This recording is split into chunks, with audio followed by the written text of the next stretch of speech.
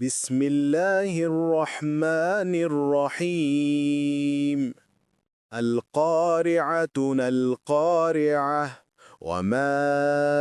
أدراك ما القارعة কারিয়া কি সেই কারিয়া আর তুমি কি জানো কি সেই কারিয়া আপনি কি জানেন মহাপ্রলয় কি এখানে উত্তর জানতে প্রশ্ন করা হয়নি বরং প্রশ্ন করে কিয়ামতের ভয়াবহতা বোঝানো হয়েছে কিয়ামতের ভয়াবহতা কেমন হবে তা মানুষ অনুমান করতে অক্ষম তাই নিম্নের আয়াতগুলোতে তার কিছু নিদর্শন বর্ণনা করা হয়েছে يوم يكون الناس كالفراش المبثوث وتكون الجبال كالعهن المنفوش কিয়ামত সেদিন হবে যেদিন মানুষ বিক্ষিপ্ত পতঙ্গের ন্যায় হয়ে যাবে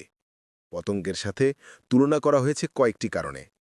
পতঙ্গ যেমন ঝাঁকে ঝাঁকে অস্থির এবং ব্যাকুল হয়ে এদিক ওদিক ছোটাছুটি করতে থাকে তেমনি পৃথিবীর সমস্ত মানুষও একটি ময়দানে সমবেত হবে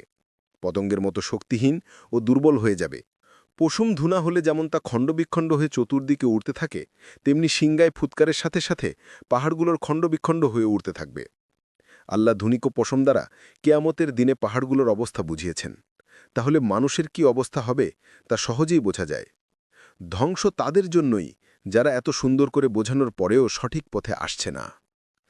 فَأَمَّا مَنْ ثَقُلَتْ مَوَازِينُهُ فَهُوَ فِي عِيشَةٍ رَاضِيَةٍ যার আমলের পাল্লা ভারী হবে সে হবে সন্তুষ্টজনক জীবনে সে জাহান্নাম থেকে নাজাত পাবে আমলের ওজন ইখলাস তাকওয়া ও আন্তরিকতার ভিত্তিতে হবে এবং সে সন্তোষজনক জীবনে থাকবে চিরস্থায়ী জান্নাতি হবে তার নিরাপদ ঠিকানা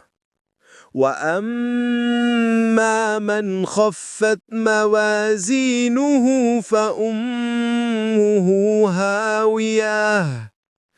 আর যার নেক আমলের পাল্লা হালকা হবে অথবা কাফের মুশরিকের মতো যার কোনো নেক আমলই থাকবে না তার বাসস্থান হবে হাবিয়া হাবিয়া হল প্রজ্জ্বলিত অগ্নি বা জাহান্নামের নিম্ন স্তর যার আমলের পাল্লা হালকা হবে প্রজ্জ্বলিত অগ্নি বা জাহান্নামের নিম্ন স্তর হবে তার আশ্রয়স্থল وَمَا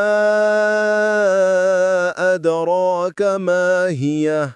نَارٌ حَامِيَةٌ তুমি কি জানো তা কি হাবিয়া কি তা অত্যন্ত প্রজ্জ্বলিত অগ্নি দোজখের গভীরে যে আযাব আছে এই আগুনের তীব্রতা এতই বেশি যে এর সামনে দুনিয়ার কোনো আগুনের তুলনা নাই